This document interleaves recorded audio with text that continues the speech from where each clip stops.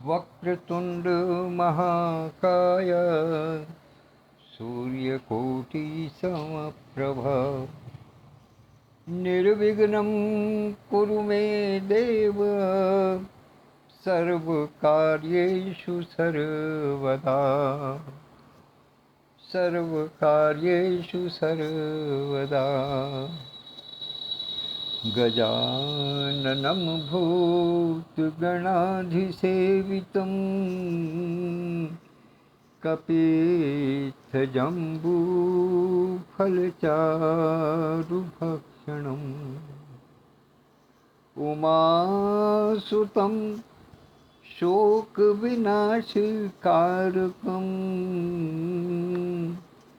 नमामि विघ्नेश्वरपादपङ्कजं नमामि विघ्नेश्वरपादपङ्कजम्। छंदाधिपति विघ्न विनाशक प्रथम पूज्य भगवान श्री गणेश जी की वंदना करते हुए इस भैया जी वाच के शंख का प्रारंभ करना चाहूँगा, किंतु इससे पूर्व हृदयांगन के प्रमुख संरक्षक परमादरणीय आचार्य श्री कृष्ण जी की चरण स्पर्श करते हुए उनसे आशीर्वाद की आकांक्षा रखता हूँ तथा उनसे अनुमति लेकर अभिवादन की श्रृंखला में स्मरण करता हूँ संस्था के संस्थापक और राष्ट्रीय महासचिव आदरणीय श्री विधुभूषण त्रिवेदी जी को, संस्था के राष्ट्रीय अध्यक्ष आदरणीय विद्युत प्रभा चतुर्वेदी मंजू जी, हृदयांगन वीचिका नामक पटल को मूर्त रूप प्रदान करने वाले आदरणीय श्री हरिवाणी जी, संरक्षक मंडल के सभी सदस्यों को, समिति के तमाम पदाधिकारियों और हृदयांगन परिवार के सभी छोटे बड़े नर नारी बाल युवा वृद्ध हर आयु वर्ग के कनिष्ठ वरिष्ठ सदस्यों को सादर यथा योग्य अभिवादन प्रस्तुत करता हूँ। संस्था के राष्ट्रीय अध्यक्ष आदरणीय डॉक्टर विद्युत प्रभा चतुर्वेदी मंजू जी उपस्थित हो गई हैं, उनकी गरिमामय उपस्थिति को सादर प्रणाम करता हूँ। और यहाँ मेरे निकट आदरणीय श्री शुक्ला जी हमारे सभी साथ विराजमान हैं, उनकी उपस्थिति को भी सादर नमन करता हूँ।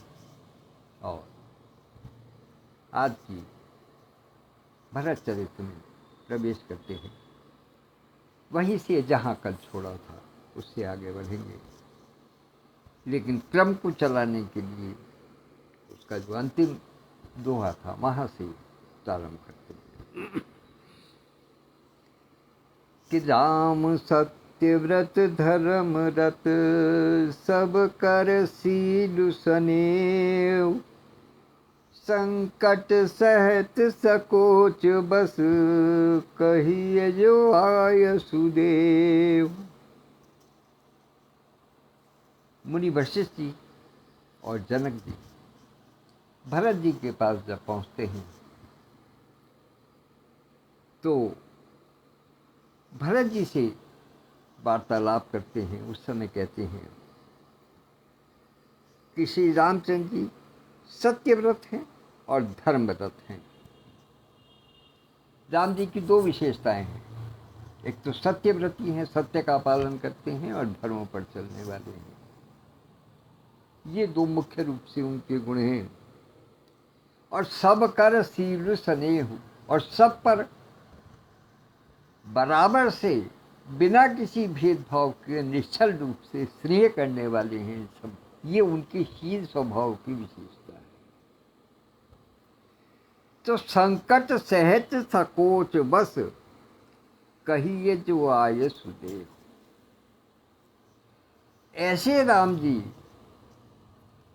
जो सब पर बराबर से स्नेह रखने वाले हैं, सत्यव्रती हैं, धार्मिक प्रवृत्ति के हैं, उनको कभी कभी संकोच के कारण संकट भी सहन करना पड़ता है। इसलिए आप जिस प्रकार चाहें उस प्रकार से हम उनसे बात करें, या आप जैसी आज्ञा दें हम उसके अनुसार उनसे बात करें, क्योंकि हमारी बुद्धि इस वक्त भ्रमित है। हम किस कर्तव्य विमूढ़ हो गए हैं, हमें समझ नहीं आ रहा है कि प्रभु राम से किस प्रकार से बात की जाए, उनको क्या युक्ति सुझाई जाए। जो इस समय ये समस्या है, एक शंका है कि प्रभु श्री राम अवध लौटेंगे या नहीं लौटेंगे, या आपके स्नेह को रखेंगे या नहीं रखेंगे, आपके प्रेम को पहचानेंगे या नहीं पहचानेंगे, ये बड़ी समस्या वाली बात। क्योंकि आप उनके साथ रहे हैं, इसलिए आप उनके धर्म को भी जानते हैं, आप उनके सत्यव्रत को भी जानते हैं, आप उनके शील स्नेह को भी जानते हैं, और जिसके संकोच के कारण वो संकट भी अपने ऊपर झेल लेते हैं। इसलिए आप जैसी आज्ञा करें हम उसी हिसाब से उनसे बात करें। तो सुनी तन पुलकी नयन भरी भारी, बोले वच भरतु धीर धरी भारी,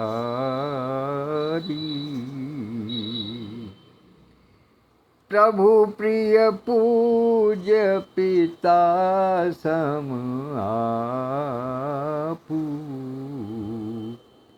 कुल गुरु समहित मायना बापू। भरत जी ने बड़े स्नेहपूर्वक, जैसे ही उन्होंने वशिष्ठ जी ने और जनक जी ने उनके सामने ये प्रस्ताव रखा कि आप आज्ञा दें, आप कहें, जिस प्रकार से आप कहें उसी प्रकार से हम वार्तालाप को आगे बढ़ाएं प्रभु श्री राम के पास जा करके।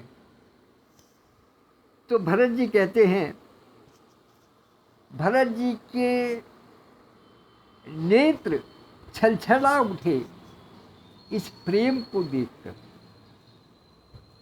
जो अतिरिक्त प्रेम महाराजा जनक ने और वशिष्ठ जी ने उन भरत जी के प्रति दर्शाया, उसको सुन करके, उनके वचनों को सुन करके, उनकी वाणी को देख करके, सुन करके, अनुभव करके उनके नेत्र छलछला।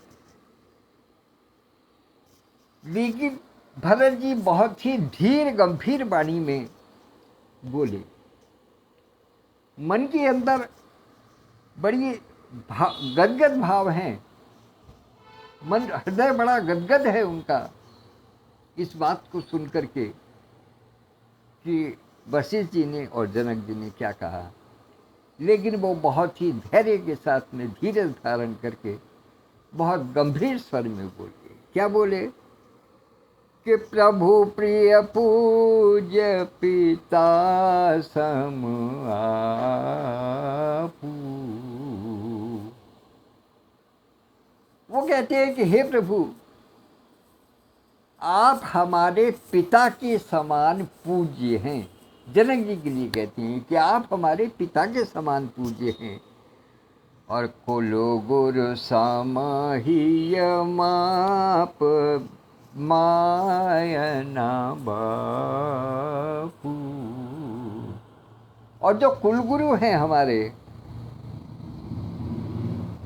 उनमें वो आज हमारे माता पिता से भी बढ़कर है। हमारे हितैषी इतने हैं कि वो हमारे माता पिता भी हमारा इतने हित का ध्यान नहीं रख सकते जितना कि हमारे गुरुवर हमारा ध्यान रखते हैं। आप तो हमारे पिता के समान पूज्य हैं ही, लेकिन जो कुल गुरु हैं, जो हमारे गुरुदेव हैं, वशिष्ठ जी हैं, कौशिका देवी जी हैं, जो गुरु श्रृंखला जो है, वो हमारे लिए माता पिता से भी बढ़कर ध्यान रखने वाली है। तो कौशिकादि मुनि सचिव समाजू, ज्ञान अम्बु निधिया पुन आजू।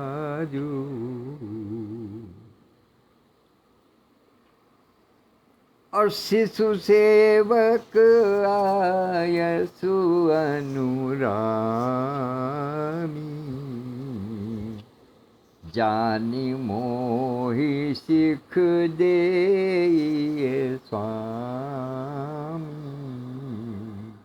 वो कहते हैं महाराज आप आज कैसी उल्टी बात कर रहे हैं। मैं तो आपके शिशु के समान हूँ, मैं तो आपके बच्चे के समान हूँ, आप कैसी उल्टी बात कर रहे हैं। विश्वामित्र, कौशिक ऋषि आदि और स्वयं आप ज्ञान के भंडार हैं। ज्ञान अम्बुनिधि आपुन आजू। इस समय आप ज्ञान के भंडार हैं जो यहाँ पर उपस्थित हैं। ये मेरा बड़ा सौभाग्य है कि इस समय आप दोनों यहाँ उपस्थित हैं जो ज्ञान के भंडार हैं, जिनके पास अपार ज्ञान है, जिनके ज्ञान के आलोक में पता नहीं कितनी कितनी समस्याएं संसार की हल होती हैं। तो शिशु सेवक आयसु अनुगामी। मैं तो आपके सामने शिशु के समान हूँ, अबोध बालक के समान हूँ, और आपके आयसु अनुगामी और आपकी आज्ञा के पालन करने में पीछे पीछे चलने वाला हूँ। जो आपके आप आज्ञानुसार आप जो कुछ आज्ञा देंगे मैं उसका अनुसरण करने वाला हूँ, क्योंकि मैं तो अबोध शिशु के समान हूँ, आपके सेवक के समान हूँ, आपका शिशु हूँ, आपका सेवक हूँ, आपकी आज्ञा के पीछे पीछे चलने वाला हूँ। और जानी मोहि सिख दे स्वामी। और ऐसा जान करके आप मुझे शिक्षा दीजिएगा, बजाय इसके कि आप मुझसे पूछ रहे हैं कि मैं आपको आज्ञा दूं या मैं आपको कुछ परामर्श दूं कि भगवान राम से आपको किस प्रकार से बात करनी है। आप बड़े हैं, आप ज्ञान के समुद्र हैं, आप दोनों गुरुदेव वशिष्ठ भी और महाराजा जनक भी दोनों ज्ञान के समुद्र हैं। और आपके ज्ञान के आगे, आपकी आयु के आगे, आपकी वय के आगे, आपके अनुभव के आगे मैं तो सेवक हूँ, शिशु के समान हूँ, और आपकी आज्ञा का अनुगामी हूँ, आपकी आज्ञा का अनुसरण करने वाला हूँ। इसलिए आप मुझे शिक्षा दीजिएगा कि मुझे क्या करना है। इसी बीच आदरणीय एस.सी. शर्मा मुस्तर भाई देहरादून से और संस्थापक से विधुभूषण त्रिवेदी जी मुंबई से और परमादरणीय आचार्य श्री श्री कृष्ण त्रिवेदी जी, उनके चरण स्पर्श करता हूँ यहीं से और आशीर्वाद की आकांक्षा रखता हूँ। बहुत बहुत सौभाग्य कि आपने दर्शन दिए इस प्रसंग में, बहुत ही गूढ़ प्रसंग है। निश्चित रूप से मैं स्वयं इस योग्य नहीं हूँ कि इसकी चर्चा कर सकूँ, लेकिन तथापि एक क्रम चला है तो अपने कर्तव्य का निर्वहन कर रहा हूँ। ये मान करके चलिएगा कि मैं कुछ बता नहीं रहा हूँ, केवल कर्तव्य का निर्वहन। तो विश्वामित्र आदि मुनियों और मंत्रियों का समाज, आज के दिन ज्ञान के समुद्र आप भी उपस्थित हैं। इसलिए हे स्वामी, मुझे अपना बच्चा, सेवक और आज्ञानुसार चलने वाला समझकर मुझे शिक्षा दीजिएगा, मुझे ज्ञान प्रदान कीजिएगा। तो एहि समाज थल बूझब राउर, मौन मलिन मैं बोलब राउर। छोटे बदन के हैं बड़ी बाता, क्षमब तात लखी बाम विधाता। भरत जी बड़ी विचित्र बात कहते हैं कि यही समाज थल बूझब राउर, कि इस समाज में अर्थात इस पुण्य स्थली में जहाँ पर कि प्रभु श्री राम विराजमान हैं, इस पुण्य स्थली में आप जैसे ज्ञानी और पूज्य, पूज्य जनक जी, ज्ञानी वशिष्ठ जी, और दोनों ही एक तरीके से ज्ञानी भी हैं और पूज्य भी हैं। गुरुदेव भी पूज्य भी हैं, ज्ञानी भी हैं, जनक जी भी पूज्य भी हैं, ज्ञानी भी हैं, दोनों में दोनों विशेषताएं हैं। और ये स्थल जहाँ पर कि श्री राम का निवास है, राम की कुटिया है चित्रकूट में, उस स्थान पर आपने जो मुझसे प्रश्न किया है कि हम किस प्रकार से प्रभु श्री राम से बात करें, इसने मुझे बड़ी विचित्र स्थिति में डाल दिया है। किस लिए कि इसमें न मैं मौन रह सकता हूं, यदि मैं मौन रहता हूं तो मुझको मलिन बुद्धि वाला समझा जाएगा, अर्थात मुझे कुछ ज्ञान ही नहीं है, मैं अबोध हूं। और यदि बोलता हूं तो छोटे मुंह से बड़ी बात हो जाए, अर्थात बड़ी विचित्र स्थिति में हूं मैं, न बोल सकता हूं और न चुप रह सकता हूं। चुप रहता हूं तो लोग समझेंगे कि इसको कुछ पता नहीं है, और ये बावला है, और अगर बोलता हूं तो पागल समझा जाऊंगा। दोनों में से कोई भी स्थिति मेरे लिए उचित नहीं है, इसलिए बोलना महापागलपन होगा, और यदि कुछ कहता हूं तो छोटा मुंह बड़ी बात होगी, और नहीं बोलता हूं तो आपकी आज्ञा का उल्लंघन होगा। अब मैं क्या करूं, मेरी समझ में नहीं आ रहा। उनकी बुद्धि विचलित हो जाती है भरत जी की।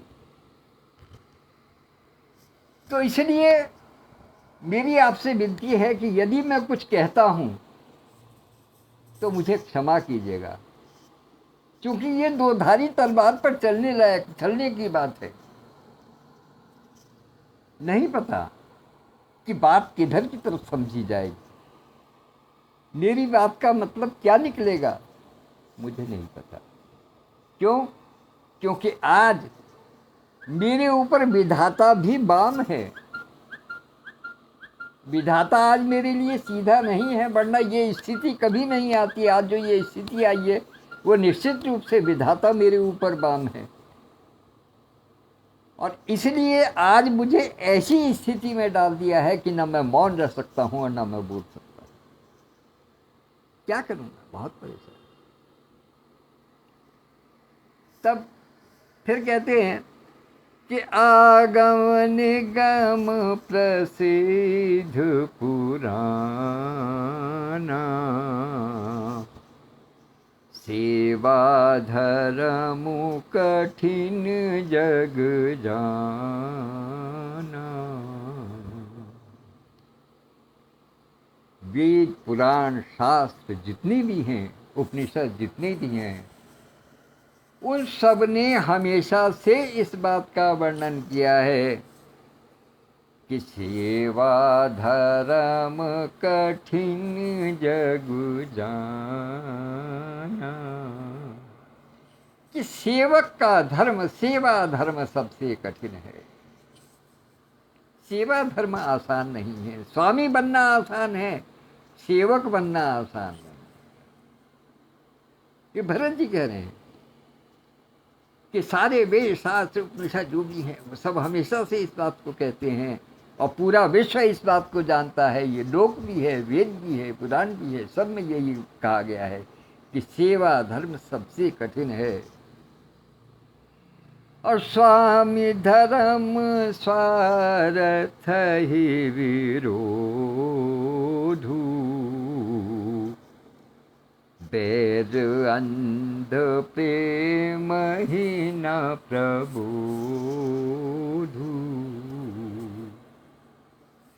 यहां दो चीजें इकट्ठी हो गई। यहां इससे पहले कि मैं इस पंक्ति को थोड़ा करूं, एक सूत्र मुझे स्मरण हो आया। सूत्र क्या, एक प्रसंग है कि एक बार एक अंधा और एक बहरा दोनों मित्र थे। वो किसी नृत्यशाला में नृत्य देखने के लिए गए। तो वहां गायन भी हो रहा था और नृत्य भी हो रहा था। वो दोनों पहुंचे तो बहरे को कुछ सुनाई नहीं दे रहा था, लेकिन उसको दिखाई दे रहा था। उसने कहा, भाई वाह, कितना बढ़िया नृत्य हो रहा है, क्या कहें। लेकिन ये पता नहीं चल रहा कि वो किस बात पर नृत्य हो रहा है, किस गीत पर नृत्य हो रहा है। और अंधा कहता है कि भाई गीत तो मुझे बहुत सुंदर सुनाई दे रहा है, लेकिन कैसा नृत्य हो रहा है ये मुझे पता नहीं है। नृत्य तो हो ही नहीं रहा है, केवल गीत सुनाई दे रहा है। तो वो स्थिति यहां पर है कि स्वामी धर्म स्वादथ ही विरोधु, कि एक और स्वामी के प्रति धर्म है और एक और अपना स्वार्थ है। दोनों एक दूसरे के विरोध में खड़े हुए हैं। स्वामी के प्रति धर्म क्या है कि जो श्री राम कहें मैं उसको शिरोधार्य करके मान लूं बिना किसी विरोध। और स्वार्थ क्या है कि मैं कहूं कि आप लौट करके चलें अयोध्या। दोनों एक दूसरे के विरोधी हैं।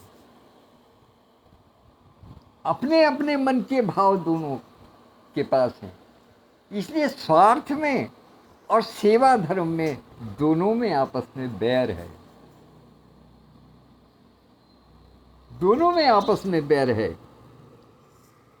तो इसलिए दोनों धर्म एक साथ नहीं निभ सकते। दोनों धर्मों का एक साथ मिलना निभना कठिन है। या तो स्वार्थ की ही बात होगी या सेवा धर्म की ही बात होगी। दोनों एक साथ मिले ये कदापि संभव नहीं है।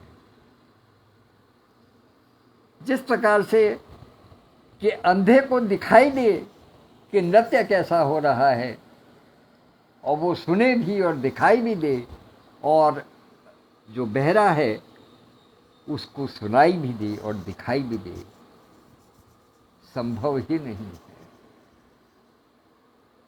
बिल्कुल ऐसा ही समझिए जैसे कि सेवा धर्म और स्वार्थ, ये दोनों चीजें एक साथ नहीं निभ सकती। क्योंकि बैर हमेशा अंधा होता है और प्रेम जो है उसको ज्ञान नहीं होता। लोग बात कहते हैं ना कि प्रेम अंधा होता है। प्रेम अंधा नहीं होता। सही मायने में पूछें तो प्रेम जो है वो मूर्ख होता है, मूढ़ होता है, उसको ज्ञान नहीं होता। उसका ज्ञान विवेक सब मर जाता है जब कोई व्यक्ति प्रेम में पड़ता है। अंधा नहीं होता, वो अज्ञानी हो जाता है। इसलिए प्रेम जो है वो अज्ञान है। इसीलिए कहते हैं कि बैर अंध, वैर जो है वो अंधा होता है। वो बैर इस बात को नहीं जानता कि वो किसके साथ में बैर कर रहा है। वो किसी मिलने वाला है, कोई परिचित है, या वास्तव में शत्रु है, बैर का मतलब नहीं है। बैर का भाव जिसके प्रति उत्पन्न हो गया वो फिर अंधा हो गया। फिर उसके गुण, शील, स्वभाव सब समाप्त हो जाते हैं, कुछ नहीं दिखाई देता। लेकिन प्रेम ही न प्रबोधु, प्रेम को ज्ञान नहीं होता। प्रेम मूर्ख हो जाता है, प्रेम अज्ञानी हो जाता है। तो इसलिए क्या कहते हैं कि दाखी दाम रुख धर्म व्रतु पराधीन मोहि जान, सबके सम्मत सर्वहित, करिय प्रेम पहचान।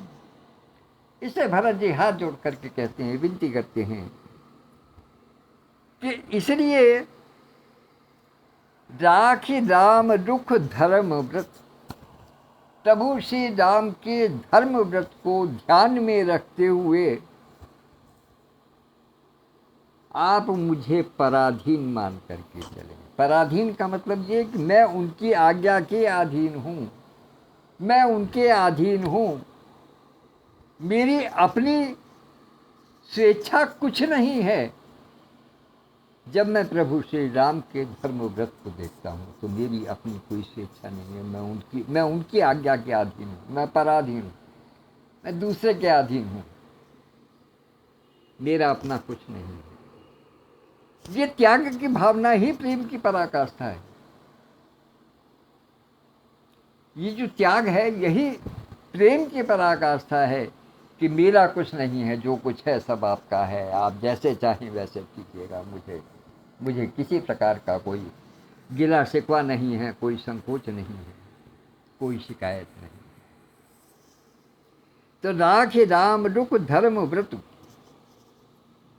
और पराधीन मोहि जान, मुझको आप ऐसा मान करके चलिएगा कि मैं आपके आश्रित हूँ, मैं प्रभु श्री राम के आश्रित हूँ, उनके अधीन हूँ, जो वो कहेंगे मैं वो करने को तैयार हूँ। लेकिन सबके सम्मत सर्वहित, करिए प्रेम पहचान। बस इतनी विनती है कि आप कार्य वो करें जो कि सर्व समाज के हित में हो। मेरे हित की बात को छोड़ दीजिएगा, मेरे स्वार्थ को छोड़ दीजिएगा, मेरे सेवक धर्म को छोड़ दीजिएगा, मुझे हर प्रकार से आप भुला दीजिएगा, क्योंकि मैं तो पराधीन हूँ इस समय। प्रभु श्री राम या आप लोग जो भी जैसी भी आज्ञा करेंगे, मैं तो सेवक हूँ, आपका आज्ञाकारी हूँ, आपके आज्ञा अनुसार चलने वाला हूँ। तो इसलिए मुझे कुछ, मेरी तरफ से कुछ नहीं है, मेरी कोई इच्छा नहीं है, मैं पराधीन हूँ इस समय। लेकिन जो सर्व समाज के हित में हो, क्योंकि आप ज्ञानी हैं, ज्ञान के समुद्र हैं, इसलिए जो समाज के हित में है आप वह कार्य कीजिएगा, आप उस प्रकार से बात कीजिएगा। तो भरत बचन सुनी देखी सुभाऊ, सहित समाज सराहत दाऊ। तो भरत जी के इस शील स्वभाव को, इस प्रेम के स्वभाव को देख करके, उनके मन के विचारों को जान करके, सहित समाज सराहत राहु, राजा के सहित सारा समाज भरत जी की प्रशंसा करने लगा। सहित समाज सराहत राहु, राजा जो है वो सारे समाज के सहित भरत जी को धन्य धन्य कह उठे, बारंबार प्रशंसा करने लगे, उनको बड़ी आशीर्वाद देने लगे। और सुगम अगम मृदु मंजू कठोरे, अरथु अमित अति आखर थोरे। और उनको क्या लगा कि भरत जी की वाणी में कुछ विशिष्ट बात थी। क्या थी? बड़े ही संकोच के साथ में, सम्मान के साथ में बात कर रहे थे, सरल शब्दों में बात कर रहे थे, ऐसा जो सबकी समझ में आ सके, अर्थात सुगम, सरल शब्दों में, सरल भाषा में उन्होंने बात की, अपनी बात जो बताई सरल भाषा में कही, सुगम थी, सबके समझने योग्य थी, लेकिन अगम भी थी, अर्थात उनके गूढ़ार्थ भी थे, निहितार्थ भी थे। शब्द सरल थे किंतु अर्थ गूढ़ थे।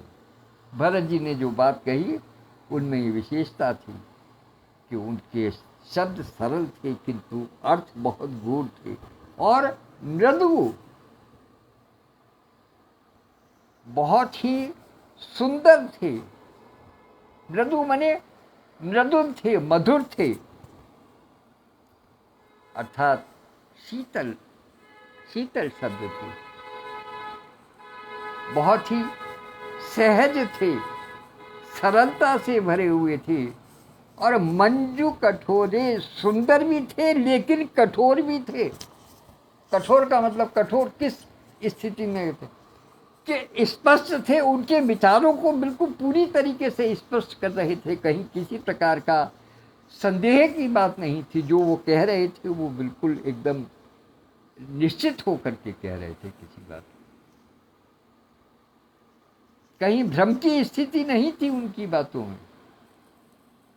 तो उनके शब्द सरल भी थे, सहज भी थे, गूढ़ अर्थ लिए हुए भी थे, मधुर भी थे और कठोर भी थे और सुंदर भी थे। उनके बातों का जो निष्कर्ष निकाला सबने वो ये निकाला कि अरथो अमित अति आखर थोरे।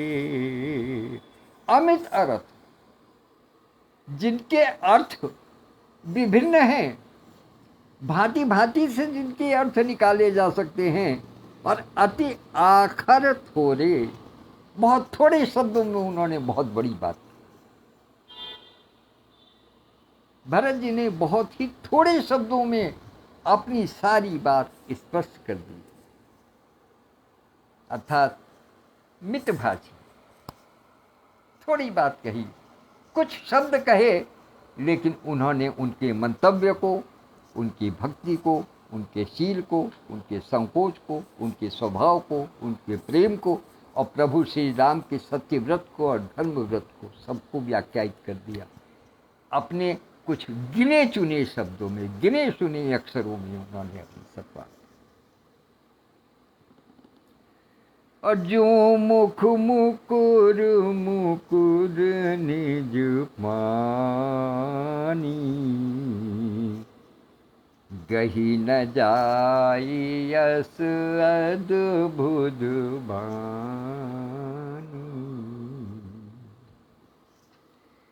जो मुख मुकुर मुकुर निज पानी,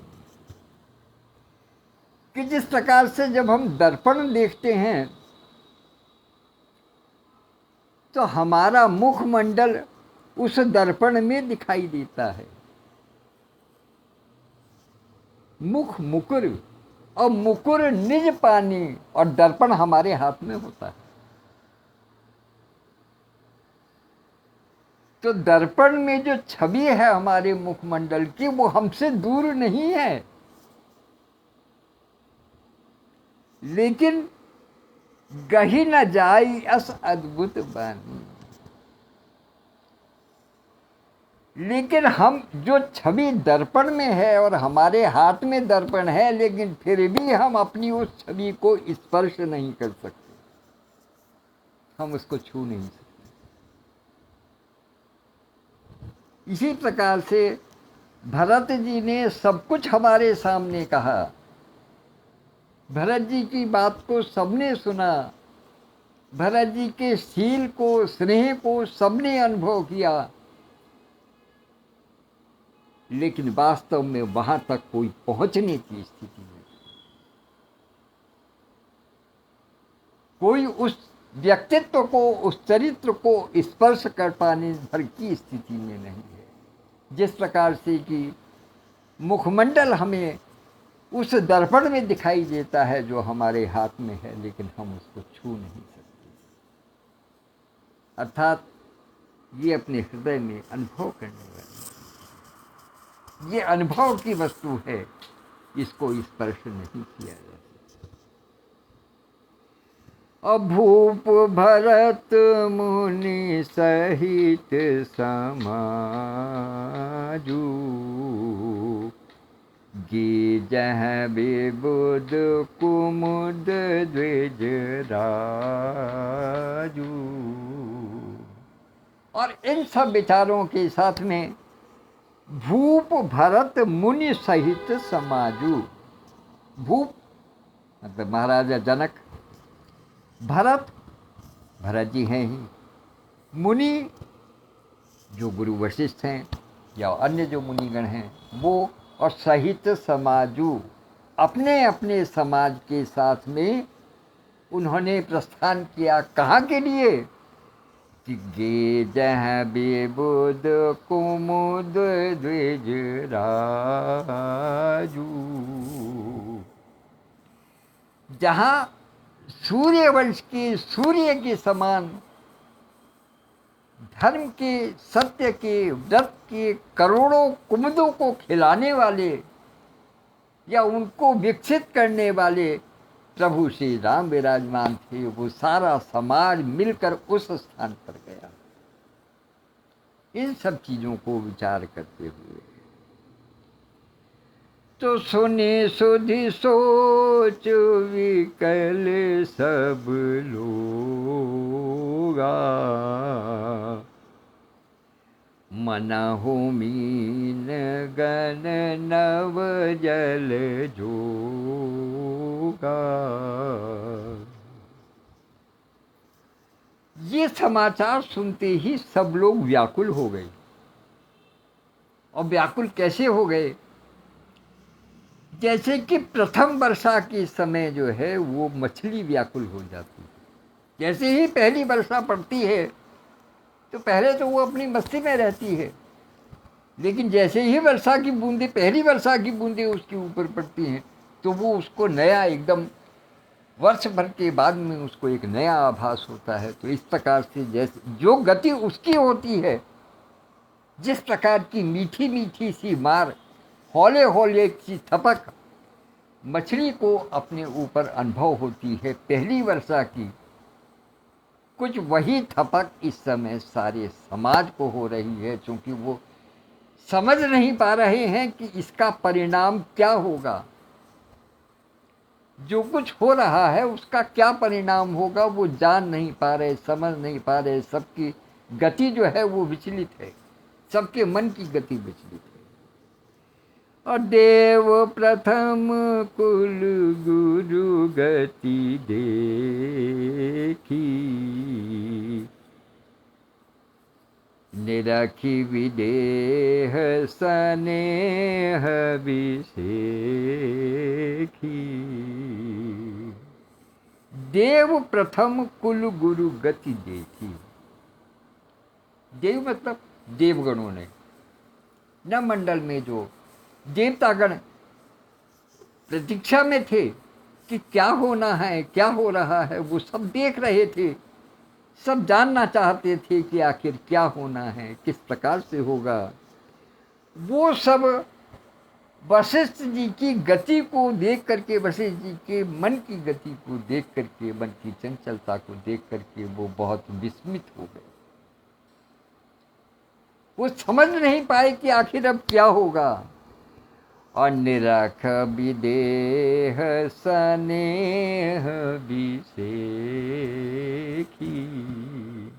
और केवल गुरु वशिष्ठ की ही हृदय की गति को नहीं, जो जनक राज विदेह थे उनकी भी मति की गति को विशेष रूप से, उनके स्नेह को देख करके विशेष रूप से देवगण चिंता में पड़ गए। समझ नहीं आया उनको कि आखिर अब क्या होगा। तो राम भगति मय भरतु निहारे, सुर सारथी हरि हारे। तब प्रभु श्री राम जी ने अपनी भक्ति से परिपूर्ण भरत की ओर देखा। और जैसे ही राम जी ने भरत को अपने भक्त के रूप में देखा, अपने अनुयायी के रूप में देखा, अपने छोटे भाई के रूप में देखा, तो उनके नेत्रों से प्रेम अश्रु बन करके बह चला। प्रभु श्री राम के नेत्रों से प्रेम अश्रु बन करके बह चला। तो सुर स्वारथी हरि हारे। तो स्वार्थी देवतागण जो ऊपर से देख रहे थे, उन्होंने मन में सोचा कि अब हमारी बाजी सब गई, भैंस पानी में चली गई, अब हमारा कुछ नहीं हो सकता। प्रभु श्री राम ने भरत जी की ओर जो ही प्रेम से विभल होकर के अश्रुपूरी नेत्रों से उनकी ओर देखा, प्रेम से देखा, तो उनके भाव को देख करके देवतागण समझ गए कि अब हमारी बाजी में कोई भी दम नहीं है। अर्थात अब तक जो कुछ हमने किया वो सब व्यर्थ हो गया है। अब प्रभु श्री राम जो है वो चूंकि भरत जी राम जी के सामने आ गए हैं और बात अब यहाँ तक बढ़ गई है कि कुछ ना कुछ अब कहना ही है। अब भरत जी जहाँ कुछ कहेंगे तो जिस प्रकार से, जिस प्रेम के साथ में, जिस शील के साथ में, जिस स्नेह के साथ में प्रभु श्री राम ने भरत जी की ओर देखा है, तो सारे देवतागण ये समझ गए कि बस अब जो है हम अपनी बाजी हार चुके। तो रचाहु प्रपंच मंच मिली नाई,